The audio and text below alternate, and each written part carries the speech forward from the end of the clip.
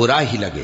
مومنو، میں تم کو ایسی تجارت بتاؤں جو تمہیں عذاب علیم سے نجات دے؟ وہ یہ کہ اللہ پر اور اس کے رسول صلی اللہ علیہ وآلہ وسلم پر ایمان لاؤ اور اللہ کی راہ میں اپنے مال اور جان سے جہاد کرو۔ اگر سمجھو تو یہ تمہارے حق میں بہتر ہے۔ وہ تمہارے گناہ بخش دے گا اور تم کو جنت کے باغوں میں جن کے نیچے نہریں بہ رہی ہیں اور پاکیزہ مکانات میں جو ہمیشہ کی بہشت میں ہیں داخل کرے گا۔ یہی بڑی کامیابی ہے۔ اور ایک اور چیز جس کو تم بہت چاہتے ہو، یعنی تمہیں اللہ کی طرف سے غلبہ نصیب ہوگا اور فتح عنقریب ہوگی، اور مومنوں کو اس کی خوشخبری سنا دو۔